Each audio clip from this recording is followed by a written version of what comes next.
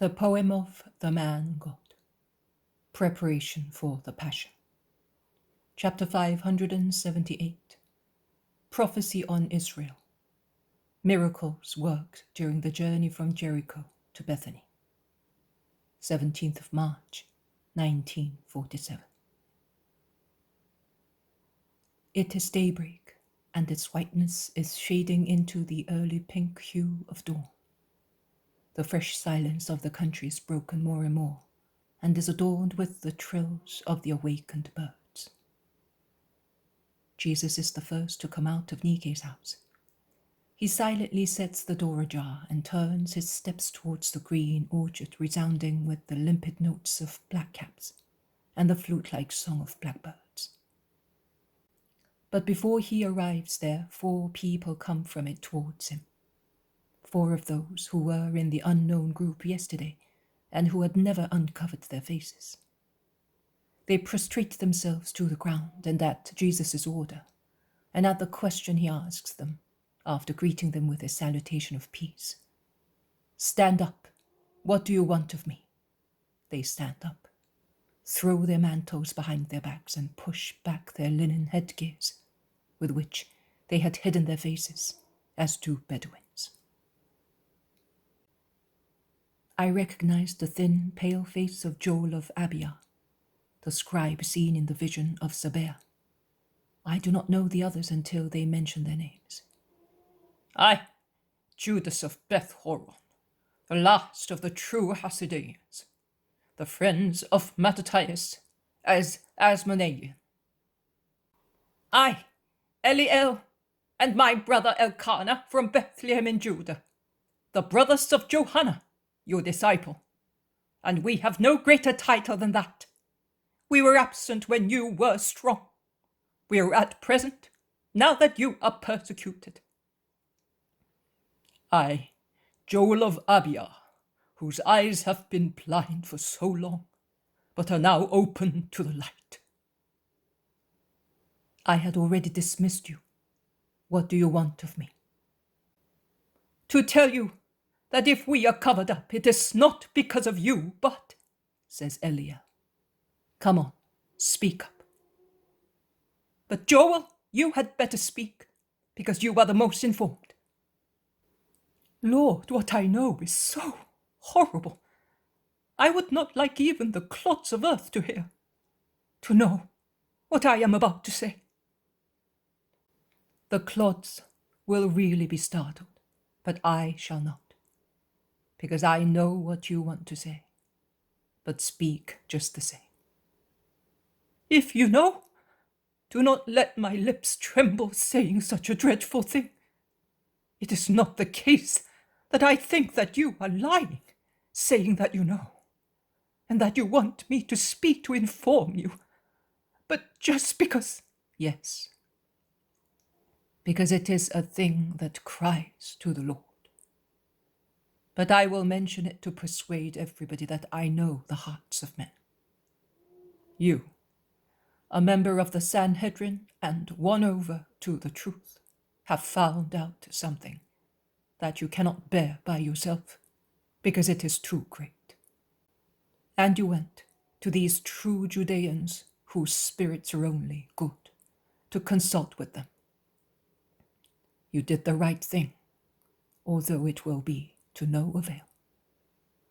The last of the Hasideans would be ready to repeat the gesture of his ancestors in order to serve the true liberator. And he is not the only one. Also his relative Barzillai would do so, and many more with him. And Johanna's brothers, for my sake, and for the sake of their sister, and also of their fatherland, would join him.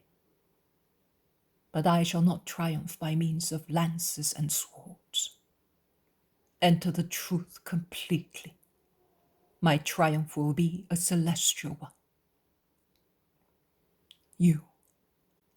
And this makes you even more pale and emaciated than usual. You know who presented the witnesses for the persecution against me. The witnesses who, while they are false in their spirits, are truthful with regard to the material meaning of their words.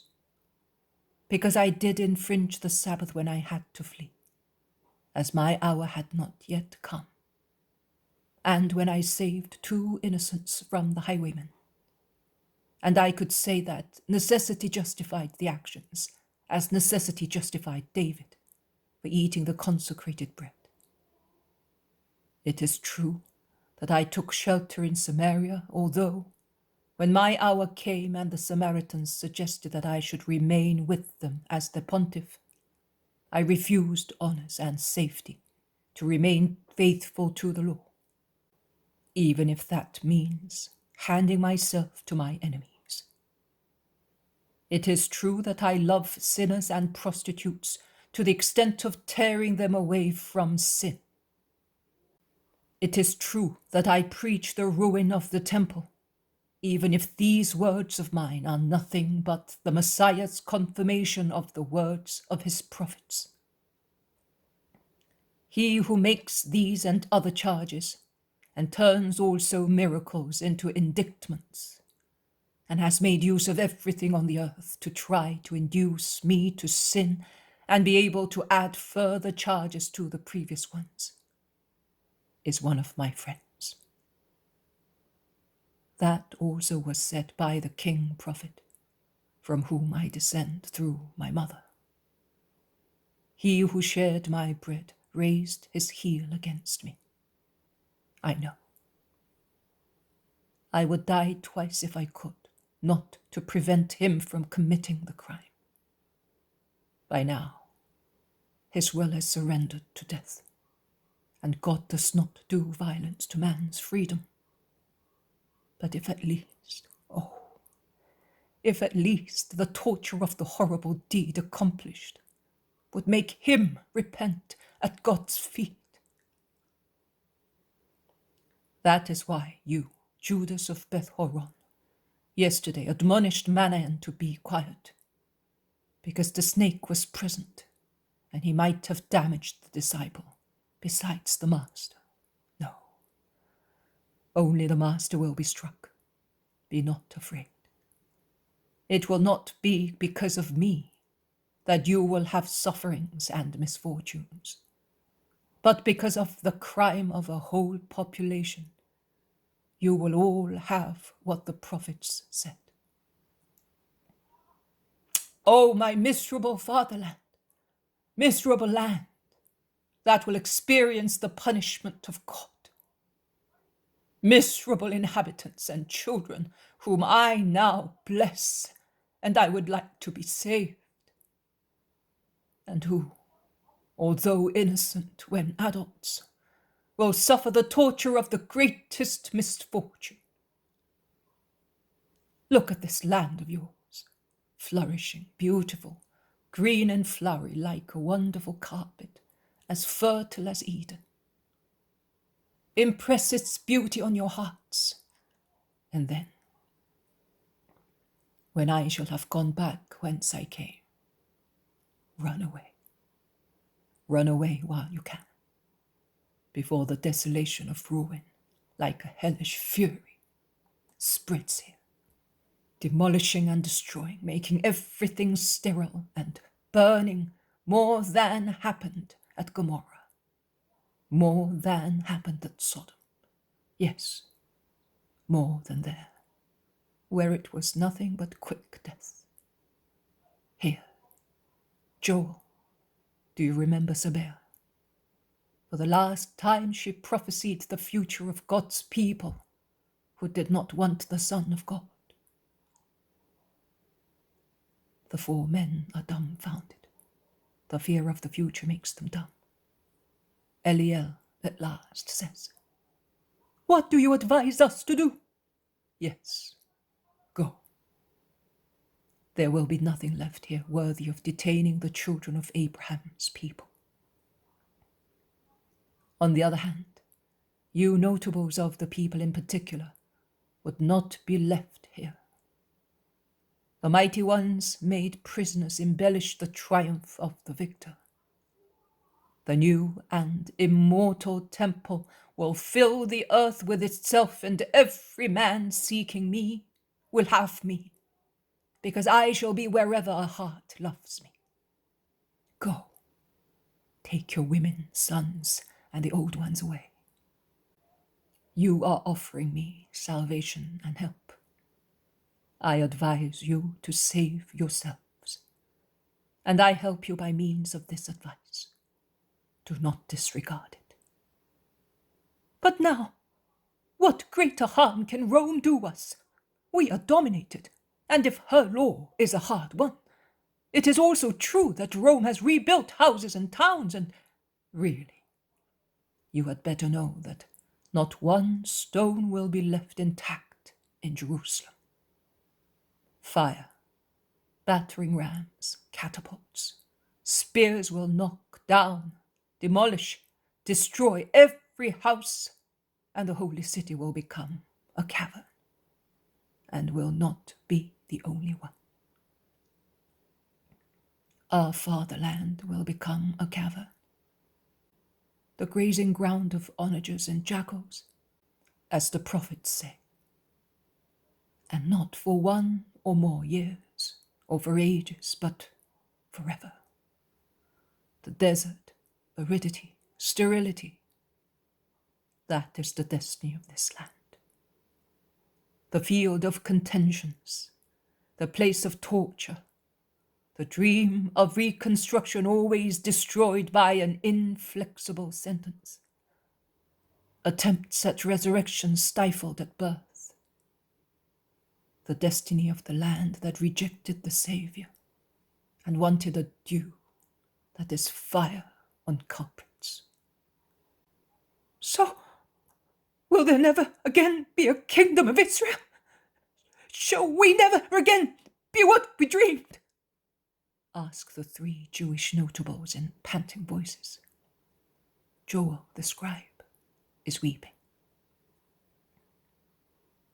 Have you ever watched an old tree whose medulla has been destroyed by disease?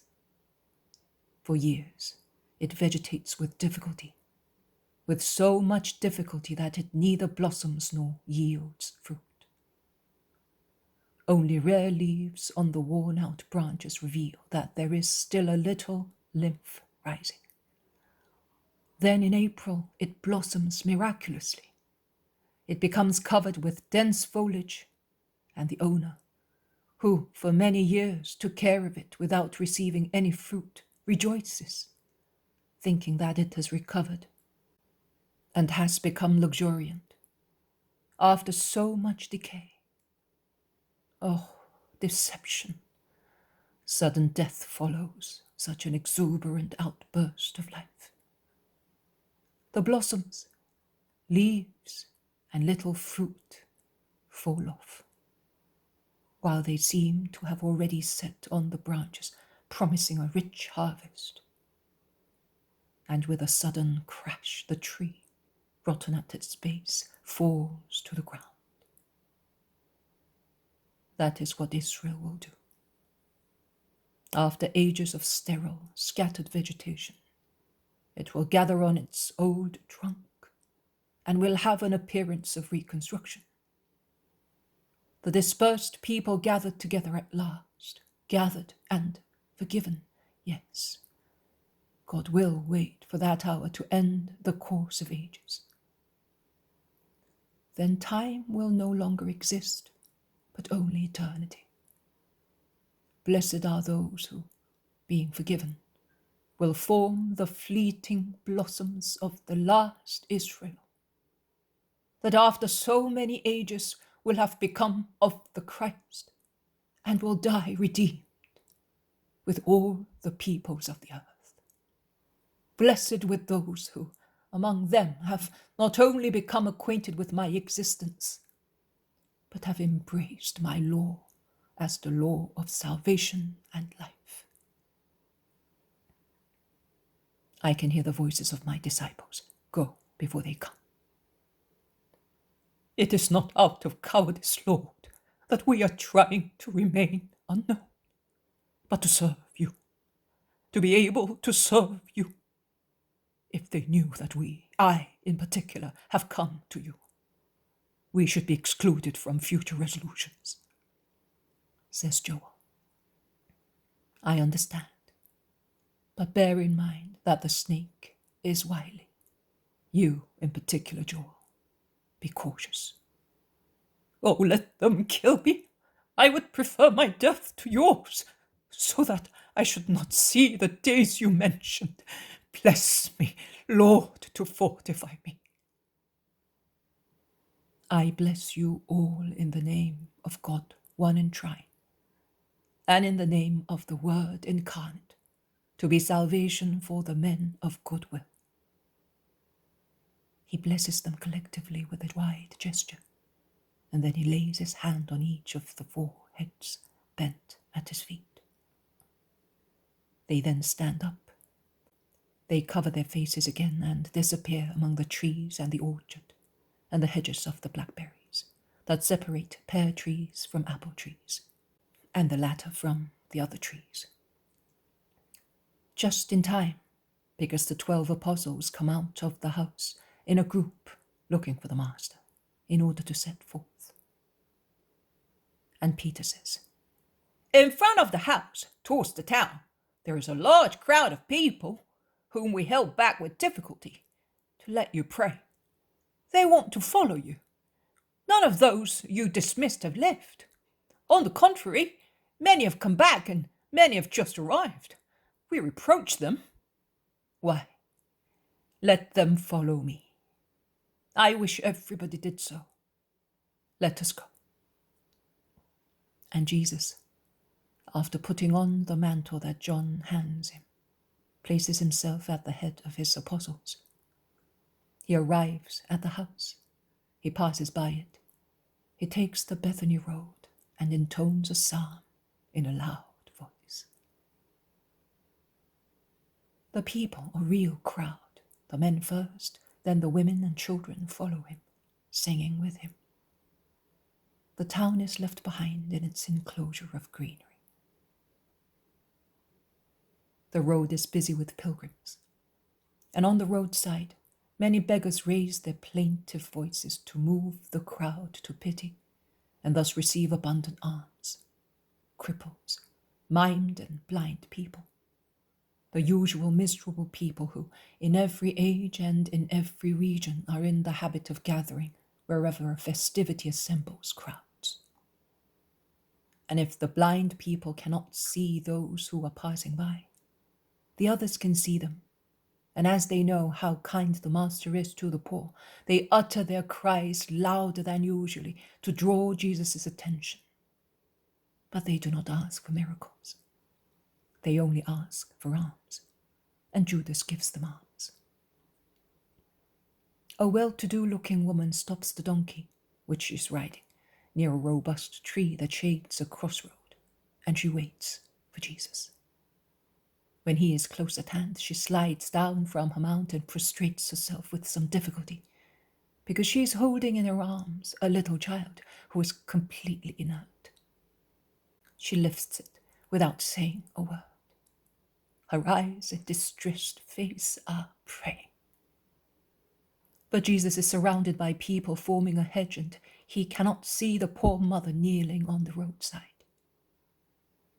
A man and a woman who appear to be with the sorrowful mother are speaking to her, and the man, shaking his head, says, "There is nothing for us." And the woman says, "Mistress, he has not seen you. Call him with faith, and he will hear your prayer." The mother listens to her, and she shouts in a loud voice to overcome the noise of songs and steps, "Lord, have mercy on me!" Jesus, who is a few meters ahead, stops and turns round, looking for the person who has shouted. And the servant says, "Mistress, he is looking for you, so stand up and go to him, and Fabio will be cured." And she helps her to stand up and leads her towards the Lord, who says, "Who invoked me should come to me. It is the time of mercy for those who can hope in mercy."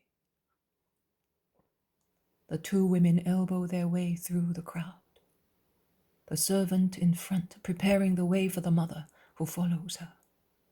And they are about to arrive near Jesus when a voice shouts, "My dear doll, look! Blessed be the Son of David, our always mighty and holy true Messiah!" There is some excitement because many people turn round and bustle about confusedly, moving like opposite waves around Jesus. Everybody wants to know, to see. They question an old man who is waving his right arm as if it were a flag, and who replies, "He stopped! I succeeded in getting hold of the hem of his mantle and in covering myself with it, and something like fire and life ran along my arm, and here it is! My right arm is like my left one, only because it was touched by his garment." In the meantime, Jesus asks the woman, "What do you want?" The woman raises her child and says, "She also is entitled to life. She's innocent. She did not ask to be of one place or of another one, of one blood or of a different one. I am guilty. I am to be punished, not her." "Do you hope that God's mercy is greater than men's?" "I do, Lord. I believe. On my behalf and on my child's, to whom I hope you will give lucidity of mind and motion. You are said to be the life." And she weeps. "I am the life, and those who believe in me will have the life of the Spirit and of their bodies. I want it." Jesus has shouted those words in a loud voice, and he now lays his hand on the inert child who trills, smiles, and says one word, "Mummy." She moves. She smiles. She has spoken. Fabius, mistress. The two women have followed the phases of the miracle and have proclaimed them loud. And they have called the Father who pushes through the crowd and arrives near the women when they are already at Jesus' feet weeping. And when the servant says, "I told you that he has mercy on everybody," and the mother says, "and now forgive me also my sin." Does heaven not show you through the grace granted to you that your error has been forgiven? Rise and walk on the new way with your daughter and the man you have chosen. Go. Peace be with you, and with you, little girl, and with you, faithful Israelite. Great peace to you for your loyalty to God and to the daughter of the family you served, and you kept close to the law with your heart. And peace also to you, man, who have been more respectful to the Son of Man than many in Israel. He takes his leave of them while the crowd, after leaving the old man, takes an interest in the new miracle for the paralyzed, dull-witted girl, perhaps the consequence of meningitis, and who is now skipping happily, saying the only words she knows, probably the ones she knew when she was taken ill, and at which now she finds intact again in her revived mind. "Father, Mummy, Eliza, the beautiful sun, the flowers." Jesus is about to go away, but from the crossroad that has now been overtaken, two more plaintive cries are heard in the typical Jewish accent, coming from the place where the donkeys have been left by the people who received the miracle. "Jesus, Lord, Son of David, have mercy on me." And once again, in a louder voice, to overcome the shouts of the crowd who say, Be quiet, let the master go on. The way's a long one, and the sun is becoming stronger and stronger. Let him reach the hills before it gets hot. They shout, Jesus, Lord, Son of David, have mercy on me. Jesus stops again, saying, Go and get those who are shouting and bring them here to me. Some volunteers go. They reach the two blind men and say, Come, he has mercy on you. Stand up because he wants to satisfy you. He sent us to call you in his name. And they try to guide the two blind men through the crowd. But if one lets them guide him, the other, who is younger and probably has more faith, precedes the intentions of the volunteers and moves forward by himself, with his stick pointed forward and the typical smile and attitude of blind people, in raising faces, seeking light. And he proceeds so fast and sure of himself that he seems to be led by his angel. If his eyes were not white, he would not seem to be blind. He is the first to arrive before Jesus, who stops him asking, What do you want me to do for you? That I may see, Master. O Lord, let my eyes and those of my companion open.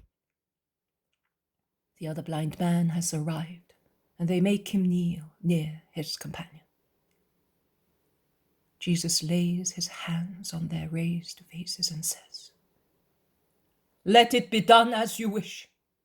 Go, your faith has saved you.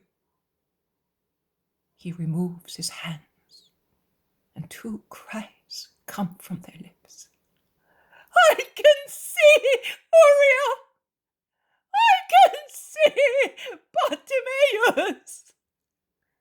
And then together, Blessed he who comes in the name of the Lord! Blessed he who sent him! Glory be to God! Hosanna to the Son of David! and prostrating themselves with their faces on the ground, they kiss Jesus' feet. They then stand up, and the one named Uriel says, Lord, I am going to let my relatives see me. Then I will come back and follow you. Bartimaeus instead says, I am not going to leave you. I will send word to them. It will always be a great joy. But I am not going to part from you. You have given me my eyesight. I consecrate my life to you. Have pity on the wish of the least of your servant. Come, follow me. Goodwill makes all statuses equal, and he only is great who knows how to serve the Lord in a better way. And Jesus takes to the road again amid the hosannas of the crowd. And Bartimaeus mingles with the people, and while going he sings hosannas, saying, I came for a piece of bread, and I found the Lord. I was poor, now I am a minister of the Holy King. Glory to the Lord and to his Messiah.